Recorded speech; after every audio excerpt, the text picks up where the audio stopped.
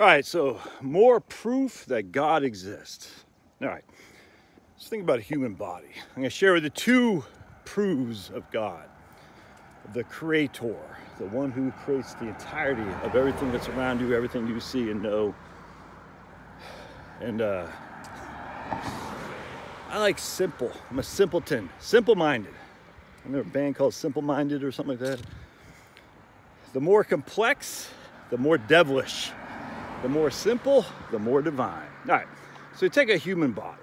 What's a human body consist of? Oxygen. 65% of your human body's oxygen. Something like 20% is hydrogen, or carbon, I should say. Another 10% is hydrogen. All right, so your body's consist of those three main elements. A couple other things thrown in there, but you get it. So what's involved in these things? All right. Well, we got cells. There's what, 30 trillion cells or something like that in a human body. What's in a cell? Each cell has millions upon millions of molecules. What's in a molecule? Trillions of atoms. I mean, so how many atoms are in a human body? Billions upon billions upon billions upon billions. It's no one other than the good Lord would know how many atoms are in the human body.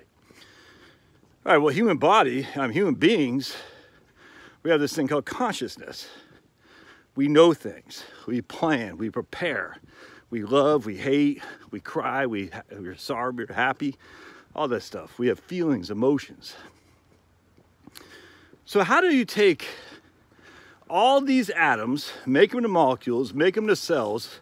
None of these atoms have anything like that. None of them do. There's not one atom that you can identify as the atom for love, the atom for pain, anything like that. Not one. So if X atom doesn't have one, love, pain, consciousness, and Y atom doesn't have any, putting them together does, again, it's kind of like the silliness of evolution, creating something out of nothing. So we're going to take one thing that doesn't have anything, combine it with another thing that doesn't have anything, and the combination of those two things gives us something. Okay. Well, how many atoms does it take combining into a molecule, leading to cells, does it take to give us consciousness? 1 billion? Nah, that's not enough, Josh. 10 billion? Nah, that's not enough, Josh. 100 billion? I mean, what would it be? Let's reverse engineer this. You have no consciousness. All the atoms in your body, combined in molecules, combined in cells, have no consciousness. None. Because each atom, each molecule, each cell, in of itself has no consciousness. But somehow we combine 30 trillion cells and suddenly we have consciousness. So when does consciousness start? At the 29th trillion cell? At the 29th 0.999 trillion cell? When does it begin? Interestingly enough, if you actually look, there's literally a divine spark when animals are born, are conceived. It's incredibly interesting. Look on YouTube, the divine spark of birth. It's not just human beings that have the divine spark either. Mouse, rats, the whole thing. I don't know about birds. I don't know. I haven't seen it. But the divine, because I don't know how that works with eggs. But when your dog was born, there's a divine spark. It's crazy, dude. It's a divine spark. Which, as Christians, we need to recognize, hey, God has created a divine spark, divinity in human beings, but he's done so with animals too. So you better treat your animals with some respect and dignity. That doesn't mean you have to eat them. That doesn't mean you gotta go vegan. That's silly. But you doggone better treat them with respect and dignity. You know what I'm saying? Because that's God's creation as well. In fact, I'm of the argument now that we don't know a half what your dogs know. I think the dogs, and I don't know about lions and all that, I don't know. But just witnessing my dogs, the way they communicate towards each other, but just the way they see stuff. Charlotte was in the other neighborhood the other day. She was gone on a shopping trip, spending my money. I'm literally just joking. I'm being silly. Because what's mine is hers, what's hers is mine. And she was out for a couple hours. I don't know what she was doing. She took Liam to a tennis match or something like that. Something like that. She was cheating on me. Either way, she was gone for a couple hours. All right. She texts me that she's on her way home. Literally, so she's 5 minutes before she came home. She's literally in another neighborhood on the street I'm walking right now. So, you know, half a mile away from our house or something like that. The dogs, you could tell they felt her presence, dude. It was crazy. They felt it. You could see. They both stood up. They're both sniffing. They're both kind of, tails were starting to wag, starting a little bit of barking. It was crazy. They sensed it, that she was coming back. And then when she opened the garage door, they proceeded to go nuts. But it wasn't the garage door that made them sense. Something else did, man. It's like they sensed her presence somehow. So human beings have this huge arrogance that we're so much smarter. Yeah, we can't see what a dog can see. We can't smell what a dog can smell. We can't sense what a dog can sense. Thus, the dogs are divinely inspired as well. The divine creation. Again, look at the YouTube videos of this. You'll see a mouse, and all of a sudden there's a divine spark. It's crazy. It's crazy. Now, I think we are giving dominance of God's earth to manage it with nothing but to give glory to God, 100%. So anytime you hurt one of God's creations, unless you're being attacked, of course, you're hurting God. In fact, I just listened to Owen Benjamin the other day. Man, he made a brilliant point. He said, we're here to glorify God. Satan is jealous of our state, of our rank in the order of God's creation. So what does Satan want to do? He doesn't want to change. He wants to humiliate us in front of God to show God that God was wrong by making us a priority. So what does he do? He feeds us with pornography, with alcohol, with love of money, all this stuff. So that way he can say, God, see, your chosen race, that's all humanity, your chosen people are letting you down. Look how easy I can control them to turn away from you. And I said, I had never thought, that was such a great observation. I said, man, that's 100% right. Satan doesn't care what, he could care less about the Palestinians or the Jews or anything. He could care less about whites or blacks. He wants us to humiliate ourselves in front of the Lord so that he can go back to God and say, I told you these guys are scumbags. You should let me have dominion over the earth, not them. And sadly, we fall for it because I don't know why. You know, the first sin, I don't know. But we fall for it because we're short-term focused, short-minded. Look, I fall for it all the time myself. I mean, my goodness. Anyway, so that's one, in my opinion, that's one proof that there's no way that a bunch of non-sentient or whatever that word is, molecules just got together and somehow because they, you know, attached them like a Lego piece, and all of a sudden they have, you know, thoughts, love, things of this nature. I just don't buy that for 2 seconds flat. It's kind of like my man Tom, Dr. Tom Cowan. He said, "How come, like, if your heart is 93% blockage in one of your arteries, that doesn't put you out.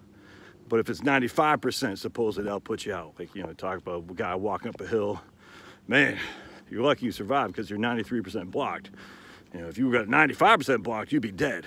It's like, well, so what was, so at 94% we're good, but 95 or whatever it is, it's a great book. And his Cosmic Heart, Human Heart, I think is the name of the book, is just fantastic. Could not agree more. It's like, wait, so just that extra little, it's kind of like the straw that broke the camel's back. You know, 1,000,000 straws on a camel, you throw one more on there, it breaks his back. All right. Trillions upon trillions upon trillions of atoms. We have no ability to, what's the word? I'm just drawing a blank, the word, man.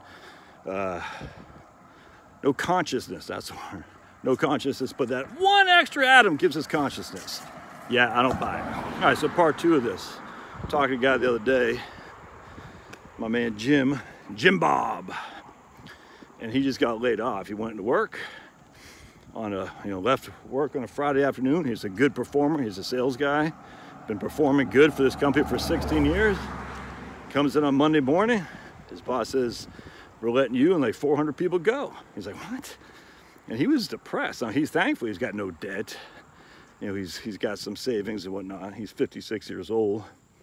So, you know, he said, I think I brought this up myself. And I said, how? He goes, man, because I was thinking I might last until the end of the year, you know, because, you know, the company's being changed, everything's changing the company and whatnot, and the DEI crap. And he goes, I said, I was thinking I could last to the end of the year, maybe one more year. That's what he said on the weekend, when he's that weekend prior to being fired. He goes, then I come in, now I'm getting laid off. It's like I brought this to myself, I get cut. So for about a week, he was just depressed, you know, because he's a high performer. You know, us white guys, you're a toxic masculinity. Damn right, because we're high performers. We like to achieve. We're achievers. We're motivated achievers. That's why I see all these clown white guys wasting their talents with freaking alcohol and drugs and pornography and, what was me?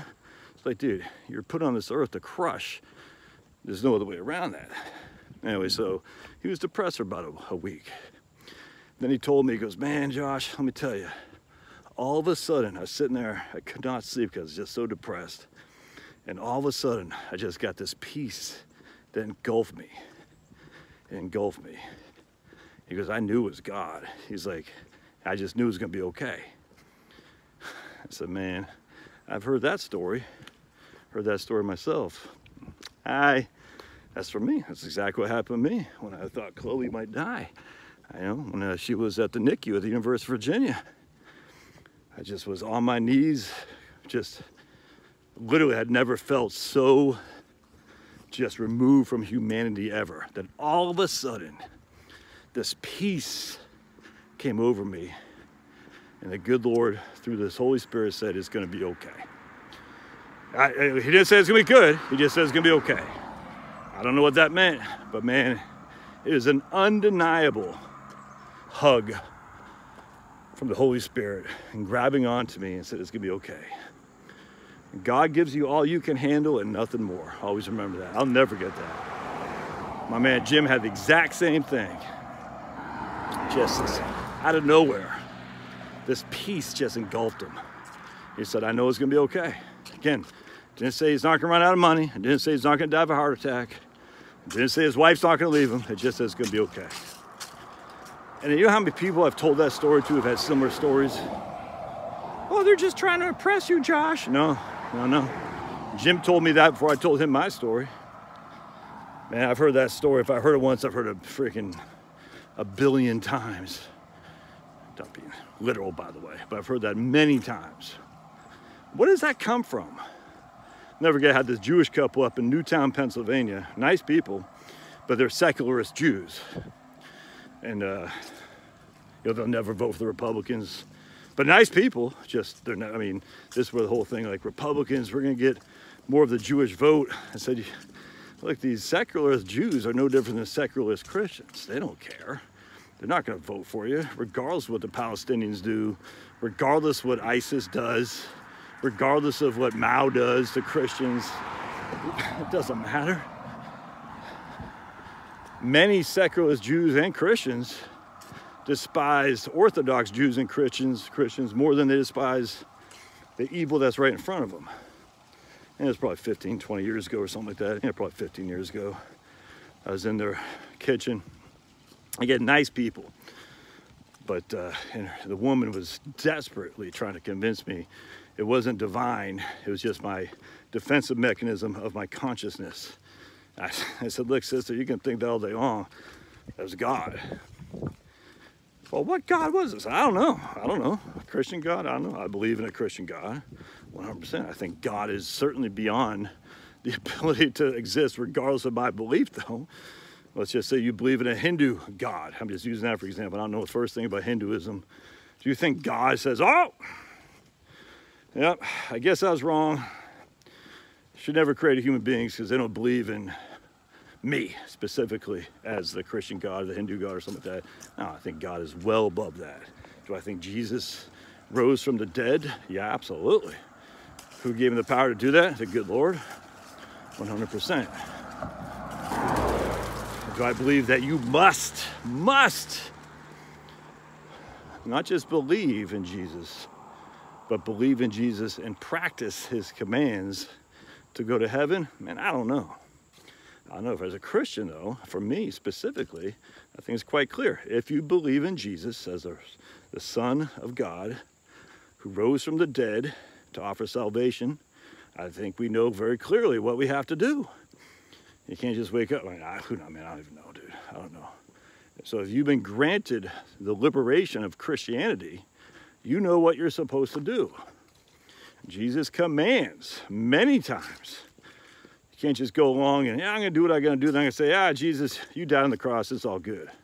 If you look at Jesus's brother writing James in the Bible, he doesn't jive with that, man. That's a fact.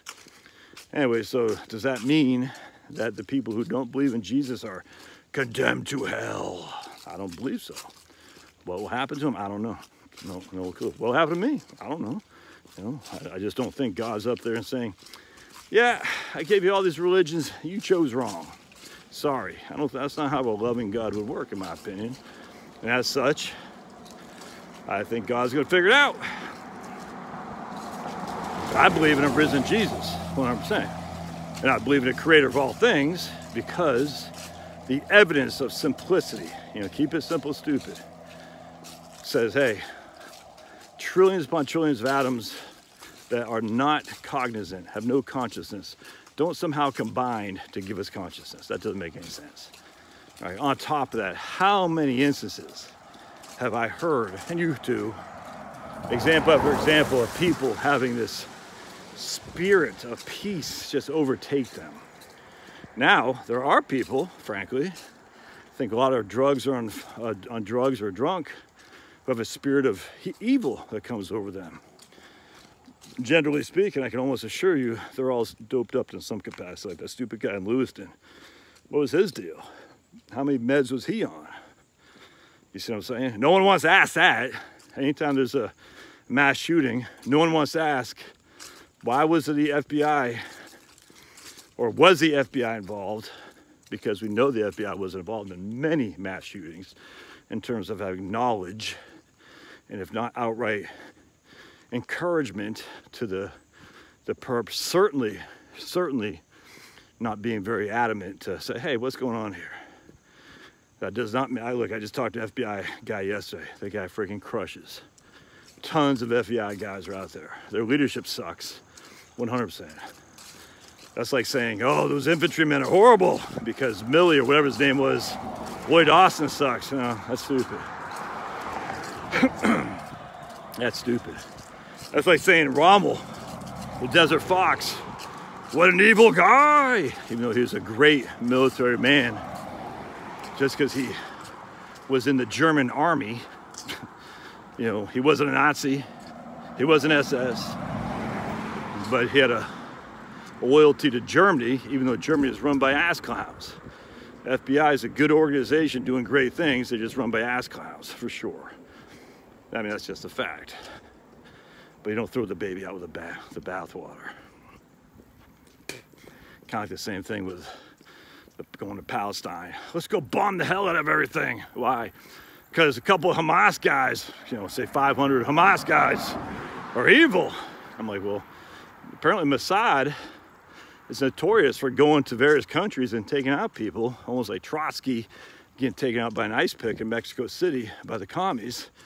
So why can't, Mossad just send special operators to start taking out these Hamas people one by one without destroying the homes of innocent kids and women and children, and men too, for that matter. I mean, I didn't do anything. Imagine if Iraq had a big army. They're gonna say, all right, we're bombing your town because of who you voted for in 2004.